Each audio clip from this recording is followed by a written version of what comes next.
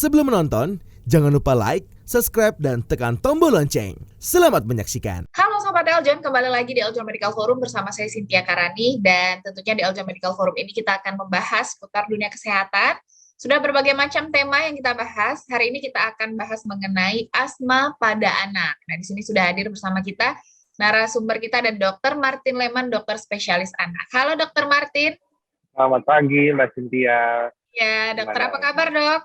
Baik, Mbak Cynthia juga oke-oke aja kan ya? Baik. Sehat semua ya? Sehat dokter. Baik, dokter, hari ini kita akan bahas soal asma pada anak nih ya dok?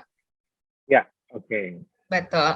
Nah, mungkin saya langsung saja nih dokter kepada pertanyaan pertama. Mungkin orang tua yang juga merasakan keresahan nih untuk anak-anaknya yang sering mendapatkan gejala-gejala asma ini. Sebetulnya asma itu apa dokter? Kemudian penyebabnya asma pada anak ini apa? Silakan dokter.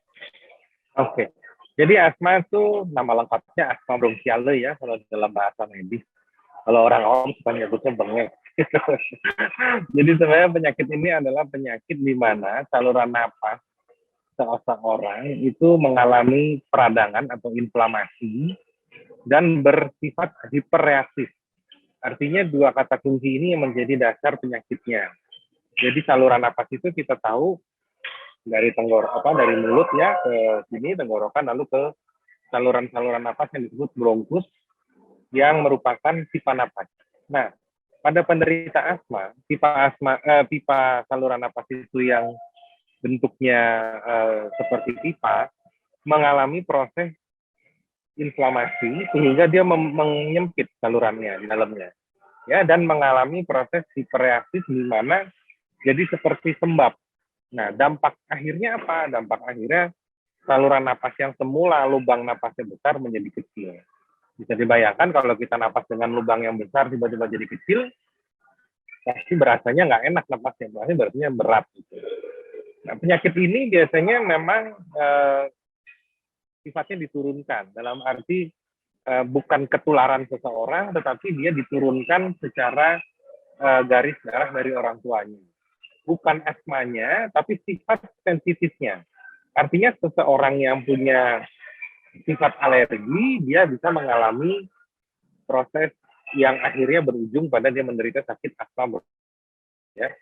Jadi sakit asma ini kalau digolongkan dalam dunia medis, masuknya kategori penyakit bukan penyakit infeksi, tapi penyakit alergi. Jadi, simpelnya kalau dibilang ini adalah penyakit alergi, tapi alerginya pada saluran napas sampai ke dalam paru-paru. Gitu kira-kira, Mbak. Ya. Oke, berarti memang penyebabnya adalah alergi ya dokter ya? Ya, betul. Jadi, prinsip penyakit yang terjadi adalah alergi. Hanya saja alerginya mengenai saluran napas yang sampai ke dalam paru-paru. Nah, biasanya anak-anak ini juga memiliki riwayat alergi yang lain-lain juga. Dan itulah yang menjadi pencetusnya. Misalnya dia alergi dingin. Karena dia sedang terpapar udara dingin, kumat deh itu asmanya.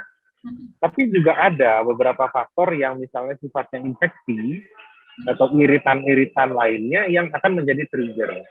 Jadi kalau kita bicara pasien asma, yang menjadi titik pembahasan adalah satu, mengatasi serangan asmanya itu ketika dia sesak berat. Dua, mencegah berulang. Karena ini proses yang bisa berulang setiap saat. Jadi sifatnya akan berulang selama triggernya itu dia ada. Bisa triggernya bisa macam-macam, setiap orang bisa beda-beda ya. Bisa dia kena asap rokok, ya dia mencium bau rokok, ya. Bisa karena udara lembab, bisa karena debu yang sangat banyak di sekitarnya ya. Bisa juga kalau misalnya dia gara-gara dia terinfeksi virusnya itu sebetulnya cuma ringan di tenggorokan, tapi karena itu jadi trigger dia jadi sesak napas. Nah, gejala ini memang kalau di bawah 5 tahun masih agak susah ya. Ya, kita secara medis di dokter anak itu biasa kita membagi antara di atas dan di bawah 5 tahun. Agak sedikit beda penanganannya, karena biasanya, walaupun penyakit ini nih biasanya terjadinya pada mulai startnya itu balita sampai 11-an tahun ya. Tapi seringkali ada juga yang di bawah 5 tahun. tapi kita masih ragu ini asma atau bukan ya. Jadi kita agak beda penanganannya dalam sisi obat ya. Tapi dalam sehari-harinya sih sama-sama aja. Oh, oke. Berarti kalau misalnya asma atau bukan, ada penyakit lain yang gejalanya kurang lebih sama gitu, Dok? Iya betul, ada namanya, kalau ini namanya agak susah ya. Kalau pada bayi biasanya atau di bawah 5 tahun ada nama contohnya bronkiolitis. Seperti bronkitis, tapi ini pada bayi gitu ya. Agak mirip gejalanya, tapi ada beberapa hal yang bisa kita bedakan. Misalnya gini, kalau pada asma itu tidak ada demam, kecuali dia kena infeksi juga, jadi double ya, double udah kena infeksi, kena serangan asma itu jadi double, jadi asma ada demam. Karena kalau murni asma dia nggak ada demam, alergi kan tidak disertai demam, gitu ya. Terus yang kedua, kalau anak dengan asma biasanya historicalnya ada macam-macam. Alergi susu sapi waktu bayi, ya sering gatal-gatal, sering pilek, bentol-bentol melulu. Kalau misalnya gigit serangga, itu adalah sifat-sifat dari alergi yang muncul di organ lain. Nah, asma ini adalah alergi yang munculnya di saluran pernapasan. Jadi seringkali kita harus evaluasi ya gejala-gejala lainnya. Dan itu juga ada faktor, karena dia ada faktor genetik, artinya keturunan. Kita lihat orang tua kandungnya garis darahnya ada nggak yang punya penyakit serupa. Kalau kita lihat ada, maka tentu kecurigaan akan lebih besar ya. Oke, karena memang ada tadi faktor genetik itu ya dokter ya? Iya, betul. Walaupun nggak pasti ya Mbak, bukan artinya pasti ya. Bukan artinya kalau orang tuanya asma, anaknya pasti asma, nggak juga. Tapi sifat alerginya itu akan diturunkan dan dia memiliki peluang lebih besar. Maka kalau orang tuanya punya sifat alergi ini, sudah ada manifestasi alergi atau asma, lalu anak-anaknya ini terpapar asap rokok, akan sangat besar dia menjadi trigger munculnya asma juga. Oke, baik. Kemudian dokter, gejalanya sebetulnya apa saja sih dok? Tadi selain rasa sesak mungkin ya dokter, ya, gejalanya apa saja dok? Nah, asma ini unik gejalanya sebetulnya. Kalau kita orang awam memperhatikan anak asma yang susah, itu sesaknya buang napasnya. Kalau orang normal kan sesaknya tarik napasnya berat gitu ya, ngos-ngosan gitu ya, kayak kita habis olahraga, kita pasti kan tarik napasnya cepat terus buang napas gitu cepat ya. Nah kalau asma itu agak unik ya. Dia tarik napasnya nggak masalah, buang napasnya yang susah. Jadi panjang napasnya bukan karena dia menghela napas panjang, tapi karena mau ngeluarin udaranya di parunya itu dia butuh waktu lebih lama. Dia biasanya tarik napas terus gitu ya. Jadi kayak ngeden. Jadi kita seringkali orang tua itu bawa anaknya ke dokter, bilang, anak saya kenapa kalau malam napasnya berisik banget yang ngik gitu ya. Cenderungnya bunyinya ngik gitu ya, karena itu bunyi suara napas ketika dia buang napas. Kalau orang sakit radang paru-paru biasanya itu tarik napas yang berat ya, kayak ngos-ngosan gitu. Kalau ini dia buangnya kayak ngedem gitu ya. Itu yang pertama. Yang kedua, khasnya penyakit ini munculnya kalau ada trigger. Kalau di Indonesia paling sering triggernya adalah udara lembab atau dingin. Jadi misalnya dia datang nih ke dokter gitu, ke praktek, dibilang, dok anak saya ini kalau malam napasnya berisik banget, ini susah banget, nggak bisa tidur sampai. Tapi kalau pagi siang dia tenang-tenang aja. Ini anaknya tenang-tenang aja. Jadi bisa dibawa ya, lagi dibawa ke dokter, anaknya tenang-tenang aja. Tapi kalau malam, aduh batuk, sesek, nggak bisa napas. Begitu siang, gitu lagi. Jadi ada namanya periode-periode tertentu. Ada saat-saat tertentu yang akhirnya orang tua bisa melihat, kok ini kayaknya muncul kalau dia lagi kedinginan nih. Atau kok ini dia muncul kalau dia habis lari-lari kebanyakan nih. Lari-lari dia ngos-ngosan, terus tiba-tiba jadi sesak berat. Nah, itu juga bisa. Ya, itu jenis asma yang dipicu oleh exercise, ya, exercise induced. Ada yang karena dia kedinginan. Ada yang karena kalau dia habis makan sesuatu yang terlalu banyak remahannya tuh, anak kecil kan sering makan itu ya, crackers banyak gitu ya. Terus dia nggak minum yang banyak, sehingga remahannya banyak di tenggorokannya. Lalu dia jadi batuk, lalu berujung ke sesak napas. Sesak napasnya yang polanya seperti tadi saya cerita itu. Dan nggak ada demam biasanya. Kalau pada asma itu, karena dia bukan utamanya dari infeksi, tetapi alergi, maka utamanya dia tidak ada demam, tapi sesaknya duluan. Kalau radang paru kan kebalikan tuh. Biasanya ada demam dulu, lalu makin sesak makin cepat. Nah, ini terbalik. Oke, berarti memang udara lembab gitu ya dok, ada hubungannya dengan Ya, memicu asma itu ya dok?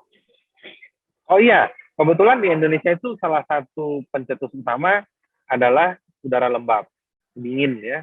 Atau debu rumah tangga juga banyak ya, debu rumah tangga khususnya kalau yang dia punya binatang atau peliharaan yang bulunya banyak gitu ya.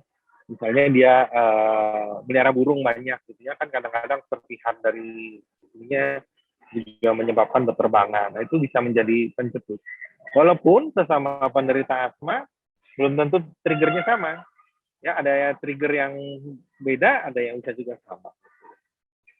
Oke, berarti dokter sebetulnya yang memicu asma pada anak-anak ini sering kambuh itu apakah tadi trigger-trigger alerginya dia atau gimana dok? Ya, betul. Jadi trigger alergi ini biasanya orang tua maupun anaknya sendiri ya. Kalau udah agak besar dia bisa bisa feeling sendiri gitu. Wah kayaknya aku kalau udah kena bau-bau begini bentar lagi sesek deh nih. Dia bisa gitu ya. Kalau udah agak gede dia biasanya bisa.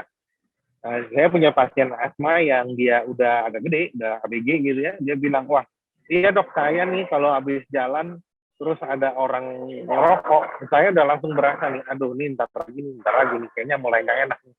Untungnya karena dia sudah paham, maka dia bisa mengerti bagaimana menghindarinya itu. Termasuk bagaimana obat mencegah supaya dia tidak terlalu mudah serangan. Oke, nah ya seperti apa dokter yang dikatakan parah asma pada anak ini dok? Oh ya, jadi gini, asma kalau yang ringan, itu anaknya nggak berasa nyesek, cuman kalau kita periksa dengan stetoskop itu bunyi napasnya nggak seperti normal ya.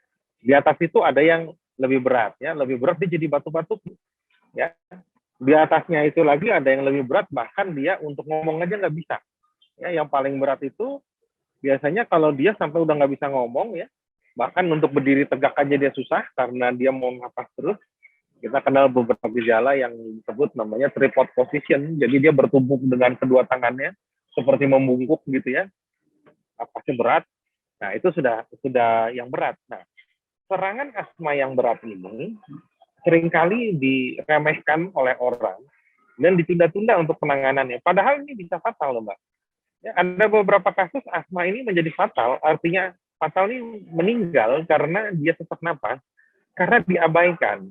Dianggap nanti dulu, nanti juga hilang gitu. Tapi nggak dikasih obat. Nah ini bisa berbahaya, anaknya lalu kolaps. Ya, saya kebetulan dulu pernah mendapatkan kasus seperti ini, disangka sama teman-temannya ini bercanda gitu ya. Jadi anak-anak SMP waktu itu mereka nginep di satu villa, kedinginan, ada satu yang nggak ngomong kalau dia asma, lalu dia serangan berat ya. Serangan beratnya ini saking beratnya sampai kayak heboh kan gitu ya, namanya anak-anak ABG gitu ya. Nah disangkain dia bercanda gitu, sehingga teman-temannya malah bercanda-bercanda aja terus gitu. Makin lama makin berat, akhirnya dia pingsan nggak bisa napas. Dan itu akhirnya memang jadi masalah ya, karena fatal akibatnya. Inilah yang suka disebutkan juga bahwa penderita asma itu juga dia harus tahu apa triggernya dan dia harus memberitahu orang di sekelilingnya bahwa dia ini punya problem paru-paru, asma, sehingga kalau ada aktivitas yang berisiko ini dia sudah prepare gitu. Ya contohnya tadi ya saya cerita itu ya, dia pergi kemana gitu, traveling. Dia traveling kalau dia memang sering cuma dia harus bawa obatnya, standby. Ya karena kalau tengah malam atau di tempat yang kita tidak kenal, kita nggak tahu nyari obat kemana. Tapi dengan obat itu, ya dia bisa mengatur napasnya dengan baik dan serangannya bisa reda. Ya. Jadi kalau di pengobatan asma, kita kenal ada dua istilah. Satu pengobatan untuk reliever, melegakan pernapasannya. Yang kedua obat untuk controller, untuk mengkontrol supaya tidak muncul lagi serangannya. Nah, prinsip pengobatan inilah prinsip pengobatan asma yang baik dokternya maupun pasiennya. Kalau masih anak-anak berarti orang tuanya ya Mbak ya. Harus paham sehingga nggak meremehkan gejala yang muncul. Karena semakin gejalanya udah muncul, semakin lebih sulit untuk diobati. Bahkan ada yang sampai masuk ICU, Mbak. Ini kadang-kadang orang asma gitu-gitu aja enggak juga. Ada yang bisa sampai masuk ICU bahkan nggak bisa napas dengan normal sampai dipasang alat bantu napas 1-2 hari baru dia stabil, ada yang begitu. Oke, jadi memang ada pengobatannya tadi ya dokter, ya harus siap dan tahu sebenarnya apa Iya, betul. trigger. Memang prinsip pengobatan pada penderita asma, kalau kita sebagai dokter tuh, yang paling menantang adalah menjelaskan ke orang tua untuk bisa mencegah dan mengatasi pada saat fase awal, ya. Karena sebelum itu kan, habis itu kan dia harus ke rumah sakit, ya. Tapi kan kita juga nggak kepengen dia terlalu ke rumah sakit melulu gitu. Kalau dia bisa mengontrol supaya tidak serangan, itu jauh lebih baik. Oke. Tapi juga dokter katanya asma ini sering kambuh malam hari atau dini hari gitu dokter. Apakah itu betul Ya, dokter? Demikian. ya, jadi ini kaitannya dengan kan udara malam lebih dingin biasanya, ya. Udara malam itu lebih dingin dan kita tahu tubuh itu ada siklus diurnal. Pagi, siang, sore, malam metabolisme tubuh kita itu akan mengikuti siklus yang disebut siklus sirkadian, ya. Nah, sirkadian tubuh ini juga berkaitan dengan pola suhu. Nah, biasanya anak-anak penderita asma ini kalau dia kedinginan pada malam hari, dia akan kumat. Maka salah satu yang kita anjurkan adalah kamarnya nggak boleh lembab. Pakai AC harus ada batasan, nggak boleh suhu yang dia trigger dia untuk muncul serangan gitu, ya. Terus kamarnya juga nggak boleh banyak bulu-bulu atau apa-apa yang bisa menjadi trigger-trigger lainnya. Lembab, bulu, kotor, debu, ya itu semua bisa. Dingin, AC-nya ya biasa mau nggak mau kita bilang AC-nya harus rajin nih, bersihin, tidak hanya indoor unit, tapi outdoor unit pun juga harus dibersihkan. Oke. Nah, kemudian dokter yang paling sering digunakan nih untuk penderita asma, inhaler ya dokter ya. Ya, betul. Kalau untuk anak-anak tuh gimana dokter? Apakah boleh atau apakah akan menyebabkan ketergantungan? Seperti apa dok? Nah, jadi pengobatan ini kan tadi saya bilang, karena harus ngerjain sendiri, kadang agak ribet.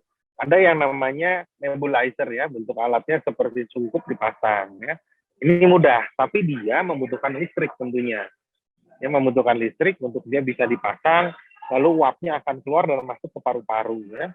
Uapnya itu akan melebarkan saluran napas sehingga gejala yang tadi saya bilang hiperreaktif dan inflamasi hilang, sehingga dia bisa napas dengan lega. Alatnya itu sekarang sih untung ada yang portable, ya, ada yang segede kotak pensil sekarang gitu, ya, ada corongnya, jadi kalau traveling bisa dibawa. Tahu obat yang diberikan apa, ya, itu akan diuap mungkin 5 menit sampai 10 menit gitu, ya, menghirup gitu, ya. Nah, ada juga kalau buat anak yang lebih gede, ya, yang namanya inhaler yang dipencet, bentuknya kayak huruf L dipencet, ya, mungkin Mbak Cynthia pernah lihat, ya. Nah, inhaler yang dipencet, ya. Kalau yang tadi nebulizer, yang ini namanya inhaler, ya. Bentuknya kayak huruf L dibalik dipencet trot gitu, ya. Tapi itu membutuhkan kemampuan anak untuk berkoordinasi antara tarik nafas dengan dipencet. Kalau nggak kan keselak gitu, ya. Jadi dia harus tarik nafas, buang, semprot gitu, ya. Itu ada juga, ya. Nah, sekarang ada juga yang baru yang bentuknya dia dihirup. Kalau tadi itu ada yang diuap, diinhalasi, inhale, ya. Ada yang dipencet, itu ada juga yang kita sedot gitu, ya. Jadi bentuknya itu kayak tabung, terus disedot, maka obatnya akan masuk. Nah, itu juga ada. Tapi itu semua kita harus sesuaikan dengan kemampuan anaknya berkoordinasi cara menghirup obatnya. Nah, pengobatan asma ini memang selalu jadi pertanyaannya, ini jadi ketergantungan nggak ya? Berbahaya nggak ya? Terus-menerus. Nah, inilah yang menjadi problem dalam memilih obat.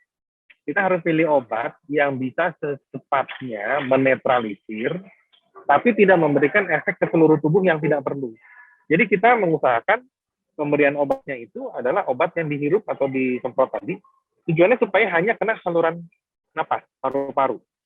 Fungsi hati, fungsi ginjal, dan segala macam tidak, karena obatnya langsung ke paru-paru. Berbeda dengan obat yang diminum, atau sirup, atau tablet, itu kan dia akan seluruh tubuh terkena. Contohnya, yang paling kita gunakan adalah namanya obat steroid. Kalau steroid itu bentuknya tablet, kita minum, maka seluruh tubuh akan terpengaruh hormon steroid, obat steroid tersebut.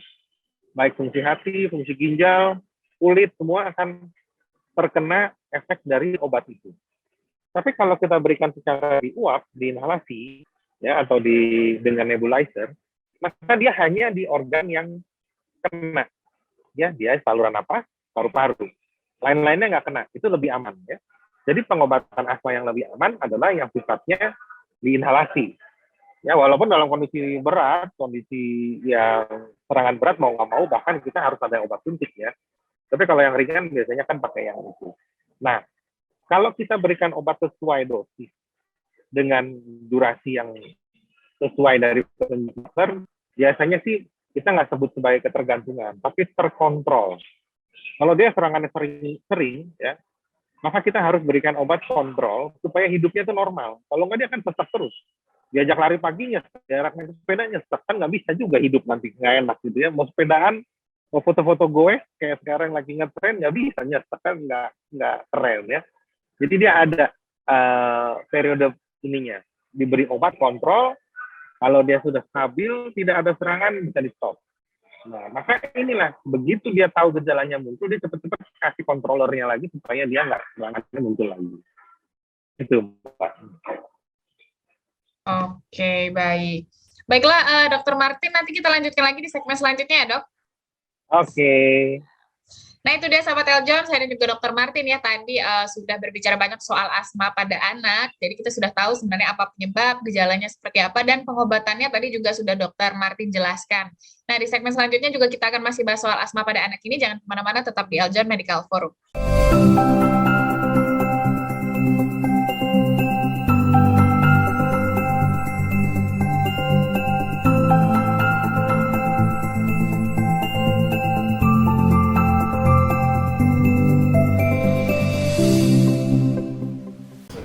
Ade Tirek makan pepaya. Jangan lupa like ya.